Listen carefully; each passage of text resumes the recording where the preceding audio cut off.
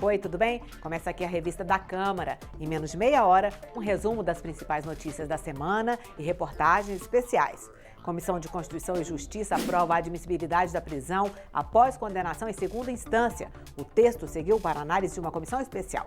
No plenário foi aprovada a proposta que permite ao parlamentar escolher como será a transferência de recursos de emendas a estados, Distrito Federal e municípios. Na Comissão de Defesa dos Direitos da Mulher, o ministro do Turismo nega a participação no suposto esquema de candidaturas laranja. A chamada PEC paralela, que inclui estados e municípios na nova Previdência, é aprovada no Senado e vem para análise dos deputados. Ela também muda regras já promulgadas no Regime Geral de Previdência, com a base de cálculos das aposentadorias. Na reportagem especial, você vai ver a polêmica de um debate que está na Comissão de Seguridade Social. A implantação de embriões produzidos por meio da fertilização in vitro para a doação de células ou tecidos.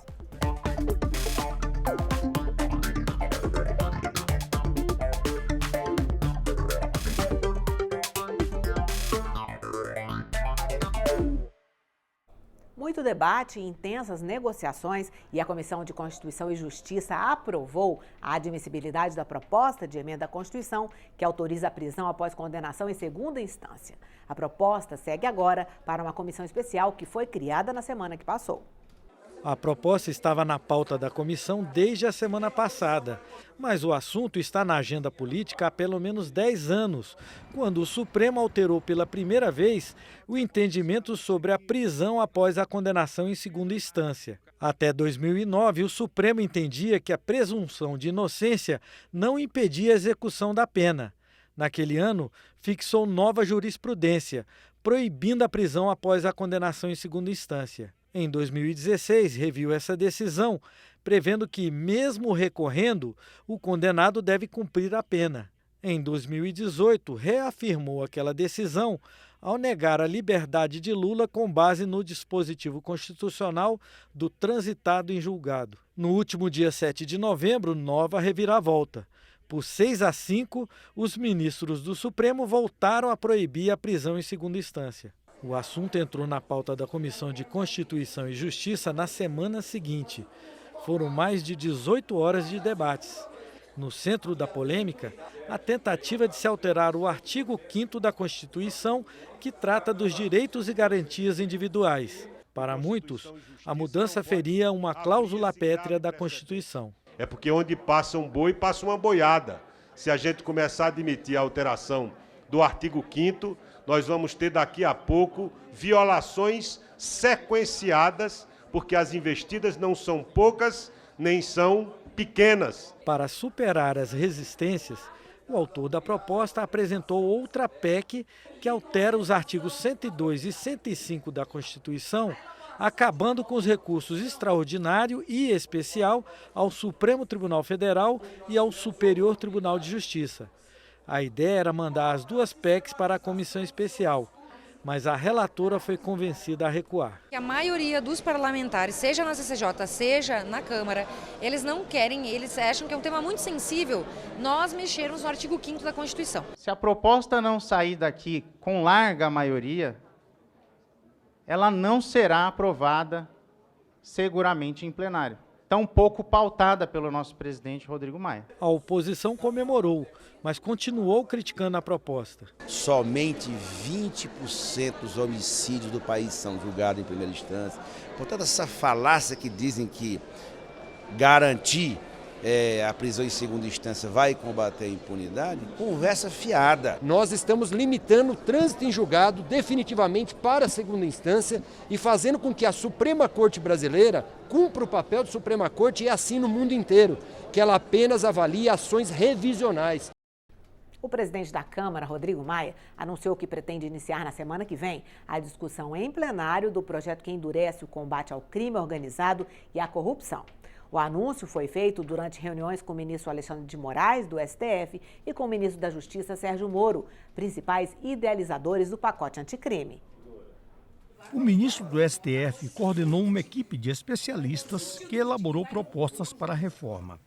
O grupo de trabalho da Câmara uniformizou o texto de Moraes e o chamado pacote anticrime do ministro da Justiça, Sérgio Moro, num projeto que enfatiza o combate à corrupção e ao crime organizado. Trazer um resultado rápido para a sociedade, uma resposta rápida naquilo que se refere ao combate à criminalidade organizada, combate à improbidade administrativa também. O ministro Alexandre de Moraes acredita que a aprovação da proposta vai representar uma mudança no combate às formas de criminalidade que causam maior prejuízo para a população. Com prisões de criminosos importantes, com aceleramento dos processos da criminalidade organizada, principalmente ligada ao tráfico de drogas, ao tráfico de armas, em torno dos quais giram hoje 62% a 65% dos homicídios e grande parte dos roubos com fuzis. Mais tarde, o ministro Sérgio Moro veio à Câmara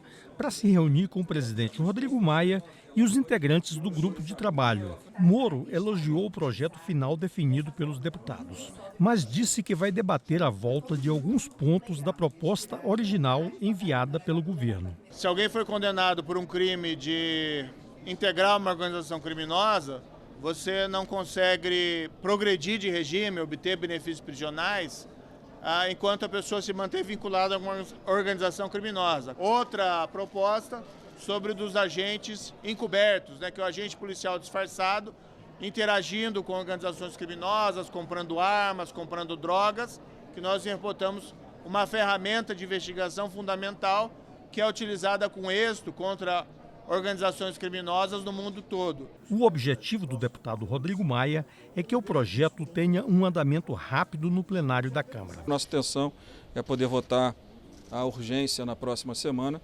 Se tiver acordo, votar o mérito, ou se não, votar a urgência na próxima semana e o mérito na semana seguinte. No plenário, os deputados aprovaram em 2 turnos a PEC que traz novas regras para o repasse de recursos federais via emenda parlamentar. O repórter Santiago Delap acompanhou. A semana do plenário começou com a aprovação por quase 400 votos favoráveis em cada um dos 2 turnos, a proposta de emenda à Constituição que estabelece novas regras para as chamadas transferências especiais, ou seja, o repasse de recursos federais por meio de emendas parlamentares, sem necessidade de convênio com órgão público intermediário. A pressa na aprovação tinha um porquê. A PEC tem impacto na destinação das emendas desse ano para vigorar já no orçamento do ano que vem.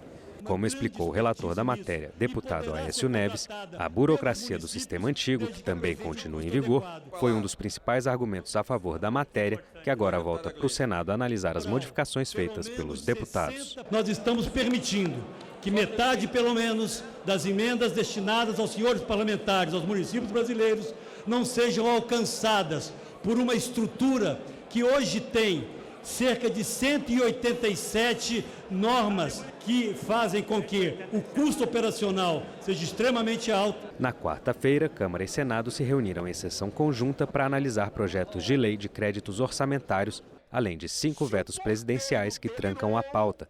Entre eles, o veto à proposta que altera regras partidárias e eleitorais. Uma nova lei dos partidos políticos pode voltar a ter os programas eleitorais, não mais aqueles programas grandes, mas inserções pequenas durante os intervalos das novelas, dos jornais e dos filmes que passam nos canais de televisão. Então, nós não entendemos por que o presidente Jair Bolsonaro fez esse veto. A nosso ver, foi mal orientado. O que está querendo se fazer são manobras para que ninguém tenha que colocar o dedinho ali para dizer que se pegou, senador Girão, 5 bilhões do orçamento, 5 bilhões para financiamento do fundão da vergonha, para custear a campanha de 2020.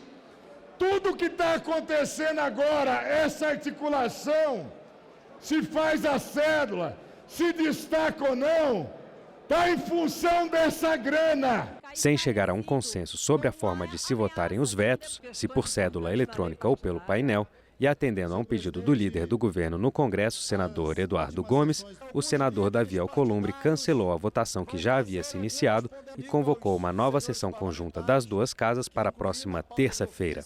Os líderes dos partidos na Câmara e no Senado fecharam acordo para votar nessa sessão de terça 11 vetos do presidente Jair Bolsonaro. Entre eles está o veto parcial à reforma partidária e eleitoral. E na Semana da Consciência Negra, um incidente protagonizado por um deputado nos corredores da Câmara levantou o debate sobre racismo e repercutiu no plenário. O deputado Coronel Tadeu, do PSL de São Paulo, rasgou o cartaz que mostra um jovem negro morto por um homem que veste uma farda militar. A peça faz parte da exposição da Câmara dos Deputados, que lembra o Dia da Consciência Negra. Retirei, em nome de 600 mil profissionais de segurança, que socorrem vocês 24 horas por dia, que atendem o pedido de socorro de cada um de vocês, não olhando ideologia, não olhando partido, não olhando cor e não olhando raça, porque aquilo sim era uma ofensa. O ato foi repudiado no plenário por deputados da oposição e pelo presidente da Câmara. Numa democracia, num país livre, não é porque nós divergimos, né, da posição da outra pessoa que nós devemos agredi-la verbalmente, fisicamente, ou retirar de forma violenta uma exposição, uma peça de uma exposição que foi autorizada pela presidência da Câmara. Deputados da oposição fizeram um ato para recolocar a mesma placa que foi rasgada. Mas ao lado colocaram um aviso afirmando que a charge não representa a atitude daqueles policiais que trabalham em prol da população. O Estado, tem assassinado a população negra, a nossa juventude negra. É isso que expressa com os dados a placa. Os negros são maioria no Brasil, 54% da população, de acordo com o IBGE. Mas na Câmara, os deputados que se declaram negros ou pardos são apenas 20. Quem é que está precisando ter consciência? A gente precisa acabar com a paciência negra. A paciência negra está demais. A gente precisa parar de ter tanta paciência. A gente precisa ir para a linha de frente e brigar. O desabafo de Dora de Oiá ocorreu na tribuna do plenário Ulisses Guimarães, em sessão solene, em homenagem ao Dia Nacional da Consciência Negra. A data foi escolhida por coincidir com a morte de Zumbi dos Palmares, líder da resistência negra à escravidão no Brasil colonial. E em contraponto ao 13 de maio de 1888, dia em que a princesa Isabel assinou a Lei Áurea e decretou a libertação dos escravos no Brasil. Que o 20 de novembro continue nos inspirando para que nós possamos, de mãos dadas, caminharmos juntos para a construção de uma nação em que todos tenham direito. Basta darmos oportunidades iguais aos homens negros e às mulheres negras para que eles se destaquem em todas as áreas de conhecimento, das artes, da política e da ação empresarial. Deputados debatem projeto que vai permitir ao consumidor escolher a empresa fornecedora de energia elétrica. Há 2 anos em vigor, a reforma trabalhista recebe críticas na Comissão de Trabalho. Veja o que foi notícia nas comissões da Câmara na semana que passou. Começando pelo ministro do Turismo, que negou participação num suposto esquema de candidaturas laranjas. O ministro do Turismo ficou frente a frente com a deputada Alê Silva, do PSL. Marcelo Álvaro Antônio foi o presidente do partido em Minas Gerais durante a campanha de 2018. A deputada denunciou que o ministro promoveu candidaturas femininas de fachada. O objetivo seria desviar dinheiro do fundo partidário destinado a essas candidatas, que não teriam feito campanha de verdade. O ministro afirmou que a deputada fez a denúncia devido a interesses regionais. O motivo foi a disputa pela indicação do comando do PSL na região do Vale do Aço, em Minas Gerais. Marcelo Álvaro Antônio também foi eleito deputado federal por Minas. Quando foi para o ministério, a vaga dele foi assumida pelo deputado Enéas Carneiro, também do PSL e da mesma cidade da deputada Alê Silva. Com isso, o deputado Enéas ganhou o direito de indicar o comando do partido em vários municípios. Não existe no âmbito desse inquérito nada, absolutamente nada, que diretamente aponta qualquer ilícito ou procedimento inadequado da minha parte. Segundo a deputada Alê Silva, foi aí que ela descobriu a existência de candidaturas femininas de fachada, as chamadas candidaturas laranjas. Examinei as prestações de contas e assustei. com os valores expressivos do fundo partidário feminino que foi passado para essas mulheres, e com um ínfimo de voto, e ciente que elas não fizeram campanha. O clima esquentou quando a deputada Lê Silva disse que o ministro fez ameaças de morte se ela insistisse na denúncia. Encurralado? O que ele fez? Falem para a Lê parar com tudo isso, senão eu acabo com a vida dela. O senhor falou isso. Eu nunca ameacei ninguém de morte. Ela apresentou, né, uma denúncia que eu ameacei de morte, ainda mais uma pessoa que, para mim, já deve estar chegando aí na terceira idade, pelo menos no aspecto, uma pessoa mais velha. Duas propostas que modificam a forma de cobrança e arrecadação de impostos no Brasil já estão em tramitação no Legislativo. Uma na Câmara, outra no Senado. O secretário da Receita Federal, José Tostes, disse que a proposta de reforma tributária do governo vai aproveitar o que há de melhor nas duas ideias. A promessa do Executivo é enviar o projeto de reforma tributária até o fim do ano. E pelo que foi divulgado até agora, a ideia é unificar pelo menos 2 tributos federais, o PIS e a COFINS. É muito tímida, porque ela abarca apenas 2 tributos sobre o consumo. É necessário que nós enfrentemos e eliminemos pelo menos 5 tributos. Nós optamos por fazer uma proposta e aí sim, de bastante simplificação e racionalização com referência ao PIS, à COFINS e ao IPI, que são a parte que cabe ao governo federal nessa estrutura sobre o consumo. O deputado Mauro Benevides Filho argumentou que a reforma tributária do governo precisa focar em 2 questões urgentes: diminuir os incentivos fiscais e acabar com o Refis, que são aqueles programas de refinanciamento da dívida tributária de empresas com descontos de juros e multas. De 2000 a 2017, secretário Tostes, a União fez 31 programas de refis. Desses 31 programas de refis, o que ela abriu mão, não é a arrecadação total, 10 bilhões, ela abriu mão de 838 bilhões de reais. Ora, a empresa que não paga impostos ganha um prêmio e quem paga impostos é penalizado. A Comissão de Trabalho da Câmara discutiu a reforma trabalhista. Para a presidente da Associação Brasileira dos Advogados Trabalhistas, a ABRAT, a reforma trouxe um grande desequilíbrio nas negociações coletivas a partir do fim do imposto sindical. No jargão popular, as categorias estão trabalhando, negociando com a faca no pescoço. O presidente da Associação Nacional dos Procuradores do Trabalho, a ANPT, também é crítico da reforma trabalhista em vigor desde 2017. Para ele, já se passou tempo suficiente e a promessa de aumento de emprego não se concretizou. O que nós vemos é um aumento da informalidade, essa taxa de ocupação sendo puxada pelo aumento da informalidade. A carteira verde e amarela, ela vai permitir que a patronal se desobrigue de suas contribuições e que o trabalhador, inclusive no desemprego, venha contribuir. Infelizmente, enquanto o país não se reerguer na economia, nós ainda vamos estar com essa criatividade, né, de buscar alternativas ao regime da CLT para a ocupação de postos de trabalho. A Comissão Especial sobre a Portabilidade da Conta de Luz realizou audiência pública com representantes do setor elétrico. O projeto discutido pela comissão permite que o médio e o pequeno consumidor escolha entre diferentes fornecedores de energia elétrica. Hoje, somente grandes indústrias podem participar desse mercado livre. Se hoje as grandes empresas, 80% das indústrias, estão no mercado livre comprando até 30% mais barato, por que não a média empresa e a pequena e o consumidor também ter essa opção? Quem é contra o projeto afirma que a mesma experiência em outros países não trouxe a esperada redução do preço da conta.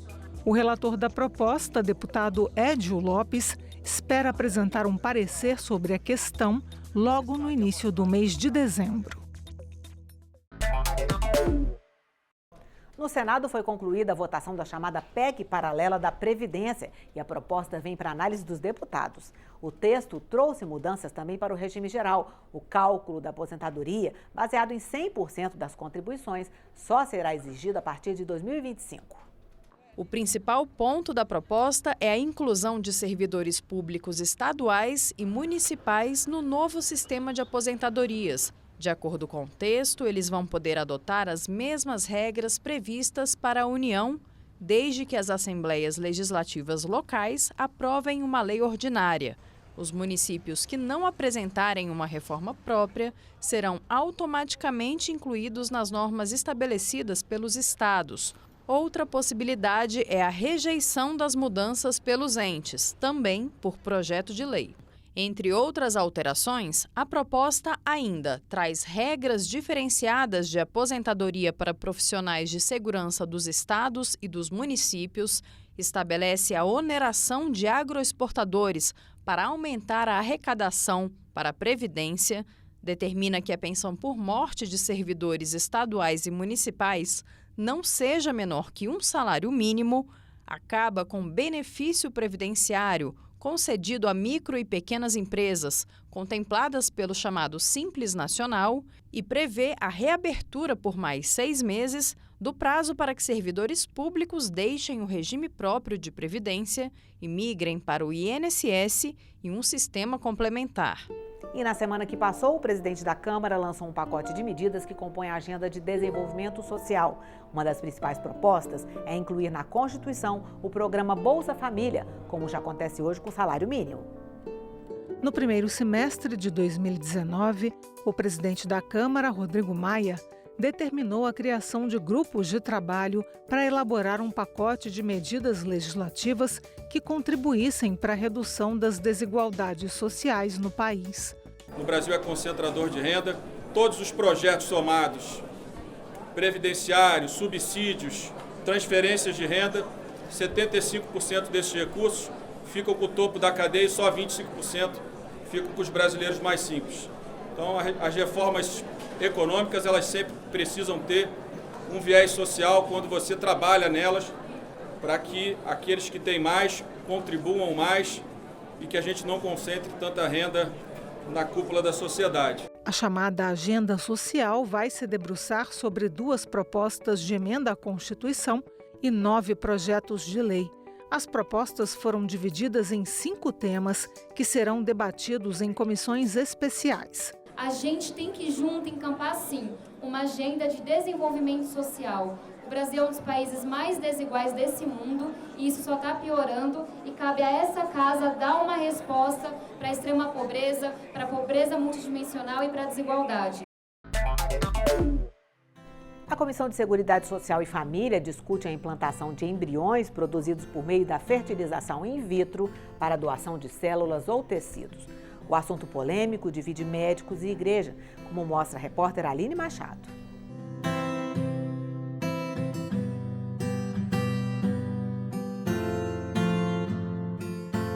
Eu demorei um pouco também para pensar em ter filhos por causa da carreira, por causa de um monte de coisas que aparecem na vida e que você dá prioridade e que depois você vai ver que você tem uma pessoa, um pai muito bom, você pode formar uma família. Aí eu pensei em ter filhos.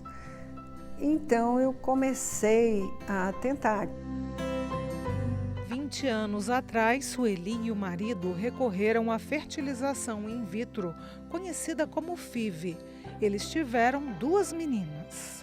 Até fazer a fertilização, quando eu decidi, tinha 10 anos de casado já. Novos tempos, novos modelos de família, novos desafios para a mulher, que se vê pressionada entre a carreira e ter ou não filhos. Os avanços da ciência desde a geração do primeiro bebê de proveta do mundo, em 1978, proporcionaram melhorias nos procedimentos de reprodução assistida e no trato da saúde em geral. Mas até que ponto a ciência é considerada segura e ética? É esse debate que a Comissão de Seguridade Social e Família da Câmara quer enfrentar. Numa audiência pública com a CNBB e médicos, foi discutido o projeto do deputado Carlos Bezerra, do MDB do Mato Grosso, que regulamenta a implantação de embriões para salvar a vida de um irmão.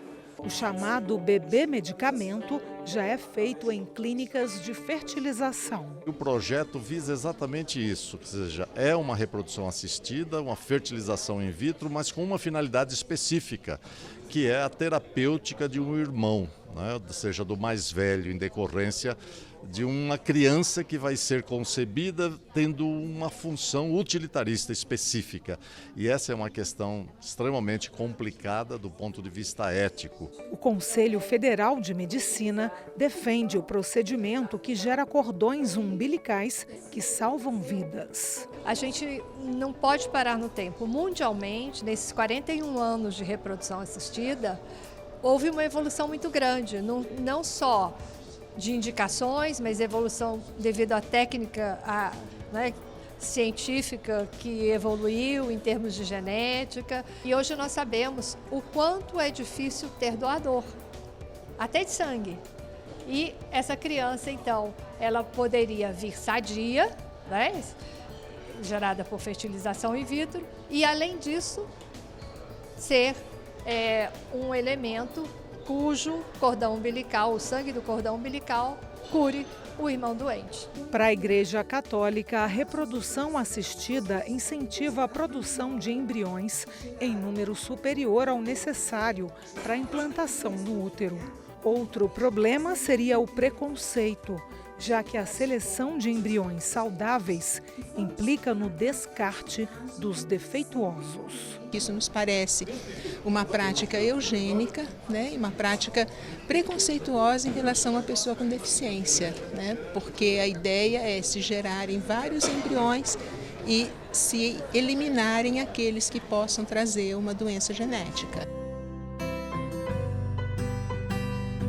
Sueli teve filhas saudáveis, mas diz que caso tivesse precisado... Se a ciência desenvolver qualquer forma de salvar uma vida, de você gerar uma vida e que vai salvar outra, é muito bem-vindo.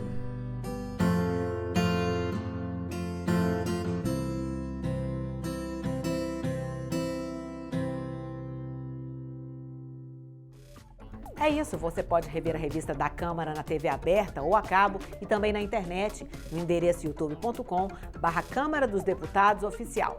Espero você no próximo programa. Tchau!